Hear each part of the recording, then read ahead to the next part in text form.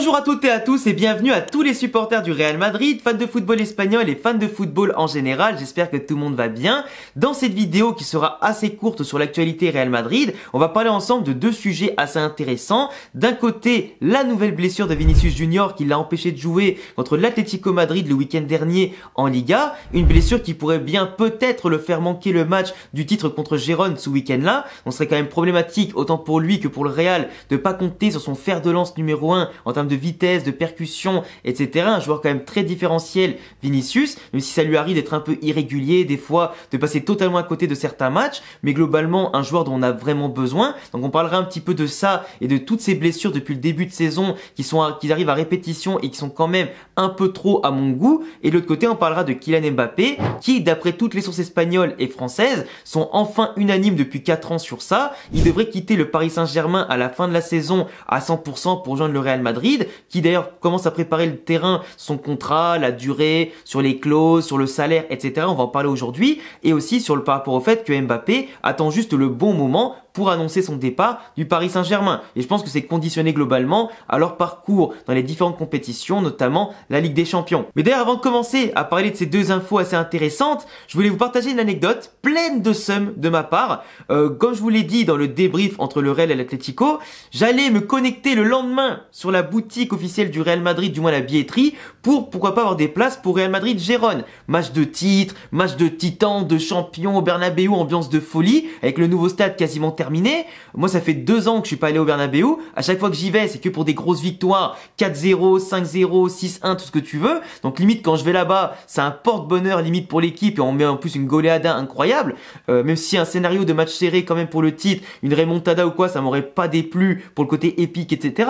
Mais je suis dégoûté parce que quand je me suis connecté une demi-heure avant c'était la billetterie, j'étais 25 millième sur la liste d'attente. Je suis resté 3 heures, les gars, sur le site. 3 heures. Plus patient que moi, tu meurs. Et j'ai même pas eu de place. Du coup, j'ai même pas allé à Madrid. Ça fait 2 ans que j'y suis pas allé. Je suis extrêmement dégoûté. Mais je serai quand même là, chez moi, comme d'habitude, pour faire l'avant-match 2 jours avant, pour faire le débrief à chaud après le match. Ça, il y aura pas de problème. C'est quand même le match du titre, bordel. Mais je voulais quand même partager avec vous mon dégoût, mon seum et ma haine de ne pas avoir de billet pour ce match. Même si je suis confiant qu'on va gagner, tout comme on l'a fait au match aller chez eux 3-0, mais j'espère en tout cas que le Real fera un très bon match, comme on l'a fait contre l'Atlético, mais qu'on sera beaucoup plus décisif, efficace et qu'on fera le break et qu'on se laissera pas faire, quoi. Et justement, pas qu'on se laisse faire, ce serait quand même bien d'avoir Vinicius Junior, tu vois, la transition elle est quand même pas mal, d'avoir Vinicius Junior de retour pour sa vitesse, sa percussion, sa capacité à être différentiel. Vinicius, quand tu l'as aujourd'hui, avec un tel niveau où il franchit des paliers, en tout cas en général, sur tous les côtés footballistiques que tu connais, footballistiquement, tactiquement, QI football,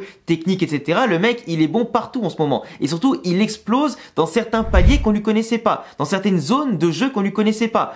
Aujourd'hui, ses statistiques, par exemple, sont même encore meilleures que sa meilleure saison au Real Madrid, dans le sens où il fait un meilleur démarrage, où là, en seulement 20 matchs, il est déjà à plus de 11 ou 12 buts et quelques passes décisives. Il a quand même un palier de stats qui commence à être pas mal. Et ce qui est dommage, c'est qu'il s'est blessé plusieurs fois, à la cuisse, la rechute, aux chevilles et machin. Et là, aujourd'hui, il s'est blessé au cervical. Et toutes les blessures que Vinicius a, ça l'empêche d'être à 100% en continu, d'être toujours prêt, peu importe la compétition, peu importe le moment dans la saison, parce que c'est quand même un joueur de base qui est habitué à jouer 90 minutes quasiment tout le temps, toutes les semaines, et qui en plus en redemande, parce qu'en général, il sait être bon, il sait être très actif et surtout très décisif, et globalement, ses statistiques aujourd'hui qui sont très bonnes, pourraient largement être doublées sans toutes les blessures qu'il a connues. Et il serait du coup sur des chapeaux de roue, mais comme on l'aurait jamais vu, sur des standards qu'on n'aurait jamais vus, en tout cas de Vinicius.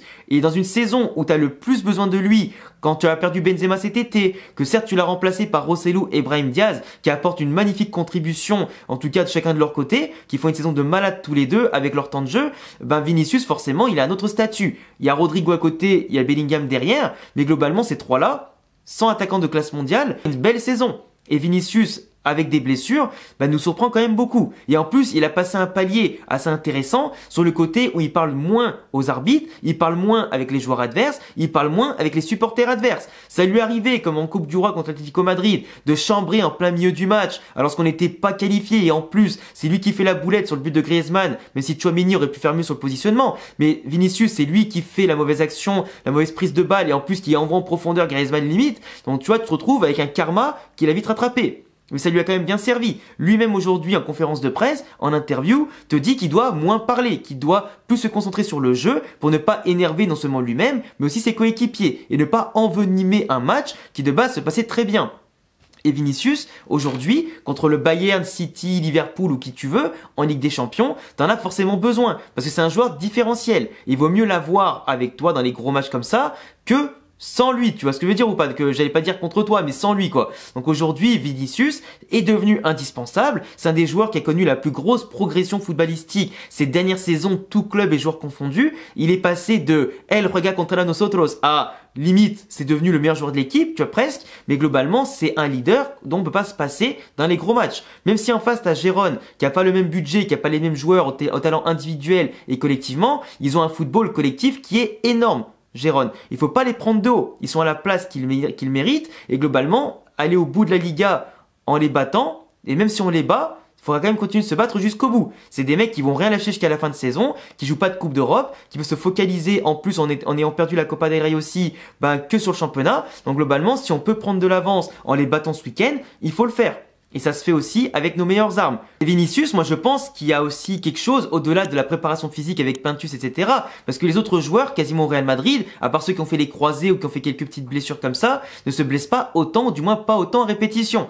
Et aujourd'hui, Vinicius, moi je pense que c'est un joueur de base qui se blessait très peu. Et en général, quand tu as un joueur qui se blesse peu, mais qui fait en plus une grosse blessure, parce qu'il avait quand même une bonne déchirure à la cuisse ou je sais plus ce qu'il avait exactement, mais globalement, quand tu reviens, t'es jamais serein. Tu peux avoir cette explosivité, tu peux avoir cette vitesse, etc. Quand une blessure, elle t'a pris que 2-3 mois à cicatriser. Mais quand tu as dans ta tête le fait que tu t'es déjà fait mal sur une accélération, sur un geste comme ça, malheureusement, ça te trotte dans la tête. Et du coup, des fois, au lieu d'aller à 120%, tu vas y aller à 115 ou à 95. Et du coup, ton corps, qui est habitué à une certaine intensité et à être régulé, là, il est beaucoup moins régulé, il est beaucoup moins rythmé, il est beaucoup moins dans l'intensité ou du moins mal dosé. Et finalement, quand tu prends un coup, que tu fais un mauvais geste ou comme là avec les cervicales où il a sûrement pris un contact ou fait des faux mouvements, tout ça, c'est compliqué. Et aujourd'hui, ton corps, il rechute parce que tu lui remets une intensité qui finalement n'était pas celle à laquelle tu l'avais habitué. Et ça, il y a beaucoup de joueurs comme ça qui, à force de se blesser, de revenir, se blesser, revenir,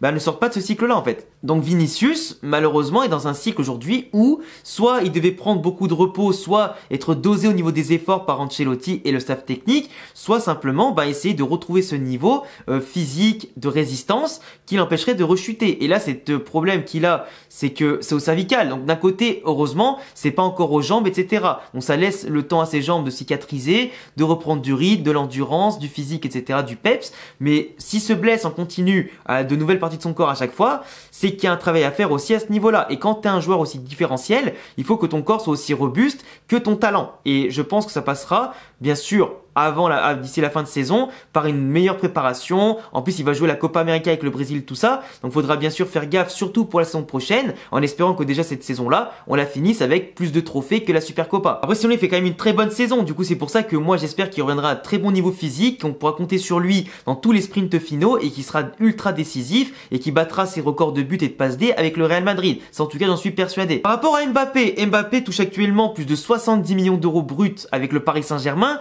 Le Real Madrid forcément ne va pas lui donner ça. À l'époque, il donnait même pas 30-40 millions d'euros net à Cristiano Ronaldo. Donc aujourd'hui, c'est pas Mbappé qui va les avoir. Aujourd'hui, le Real Madrid, pour vous donner un ordre d'idée, on a quand même Kroos 24 millions bruts, Alaba 22 millions 5 bruts, Modric 21,8 millions bruts, Bellingham 20 millions bruts par an. Et pour ceux qui sont un peu curieux, t'as Valverde qui est à 16, Courtois à 15, Militao Rudiger à 14,5, Rodrigo, Tchouaméni, Camavinga à 12,5, etc., etc. Je vais pas tous te les faire. Mais globalement, tout ça, c'est brut. Et en général, quand tu es en Espagne, c'est un peu comme en France, il faut quasiment que tu retires la moitié du brut pour avoir le net quand tu as de tels émoluments. Donc quand tu dépasses les millions et des millions, faut que tu divises par 2 pour avoir le net, quasiment, à peu près. C'est des fois du 45%, mais tu as compris un peu l'idée. Et globalement, aujourd'hui, le Real veut proposer d'abord 25 millions à Mbappé et ensuite, pourquoi pas lui proposer maximum 35 millions suivant les négociations, suivant les terrains d'entente, les petits bonus qui peuvent s'y ajouter, etc., etc. Avec bien sûr un contrat de 5 à 6 ans pour Mbappé et globalement, Mbappé devrait commencer à prendre la parole d'ici février ou fin mars. Donc globalement, quand le PSG sera soit éliminer la Ligue des Champions, soit s'ils vont au moins en quart de finale, là il pourra commencer à parler avant le sprint final. Parce que autant le PSG veut se préparer à son départ, autant le Real Madrid doit se préparer à son arrivée. Question commerciale, marketing, préparer l'équipe, etc. Parce que d'un côté comme de l'autre, t'as l'Euro à la fin de la saison, t'as les JO, t'as la Ligue des, t'as la, comment on appelle ça, la Copa América, tout ça. Donc chaque effectif aura des joueurs qui partiront de part et d'autre dans les compétitions. Donc faut commencer à prévoir la future équipe de chacun, le mercato pour compenser de potentielles grosses blessures qui pourraient arriver, compenser des départs, des arrivées, etc.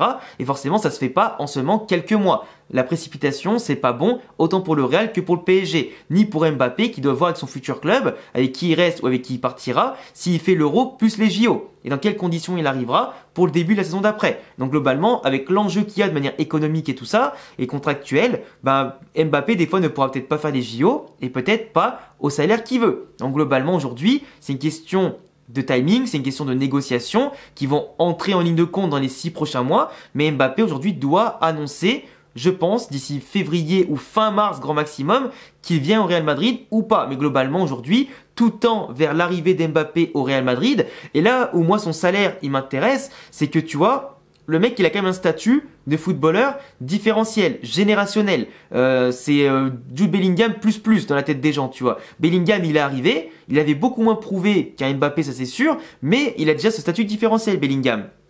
Là, dans la hiérarchie, tu auras un Mbappé qui, malgré l'attente et ce qu'il a fait globalement au Real Madrid ces dernières années, malgré les faux transferts, etc., les faux avis, faux contrats, toutes les couilles qu'il y a eu, globalement, Mbappé va avoir un salaire supérieur même à Toni Kroos qui pourrait rester la saison prochaine pour encore un an de plus. Donc, quelqu'un qui débarque et qui gagne plus que les vétérans du vestiaire, plus que les stars du vestiaire qui ont déjà tout prouvé ici, il se peut que ça vienne un petit peu emmerder certains joueurs de l'effectif qui gagneraient 2 à 3 fois moins suivant ce qui peut se passer dans le vestiaire.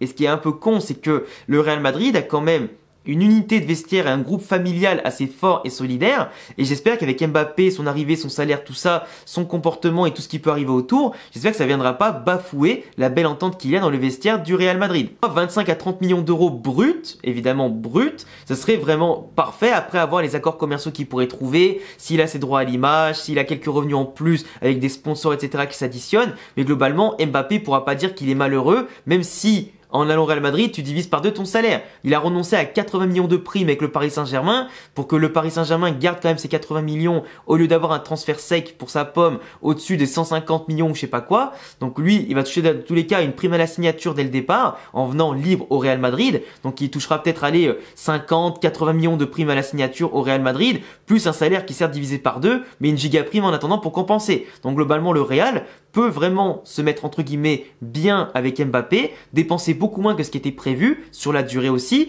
et globalement l'amortir plus facilement via les revenus commerciaux, l'exploitation derrière de l'image d'Mbappé, la vente de maillots, etc., etc.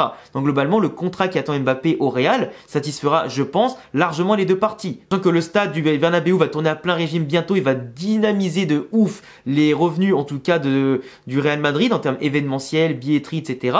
Et de l'autre côté, avec le sponsor maintenant qui a été signé par HP, ça offre un deuxième sponsor au lieu d'un seul sur le maillot du Real Madrid et ça apporte un maillot aujourd'hui à plus de 250 millions entre Adidas l'équipementier, Fly Emirates et aussi HP. C'est un des maillots les plus chers de l'histoire, si ce n'est le plus cher de l'histoire et qui apporte déjà un chiffre d'affaires monumental pour permettre d'encaisser de tels montants avec Mbappé et la suite du mercato qui s'annonce aussi exceptionnelle. Enfin bref, vous laisserez me dire en commentaire ce que vous pensez des blessures à répétition de Vinicius, le contrat d'Mbappé, son futur salaire, etc. Ce que vous en pensez. N'hésitez pas à vous abonner, cocher la cloche, mettre un petit pouce bleu les frérots, ça me fait toujours plaisir pour récompenser mon travail. Surtout, cocher la cloche pour rater les notifications des prochaines vidéos qui sortent quasiment tous les jours sur la chaîne YouTube. Et puis surtout, venez me follow sur TikTok, Twitter, Insta et Twitch. Tous les liens sont en description. À bientôt la famille pour d'autres vidéos. Ciao!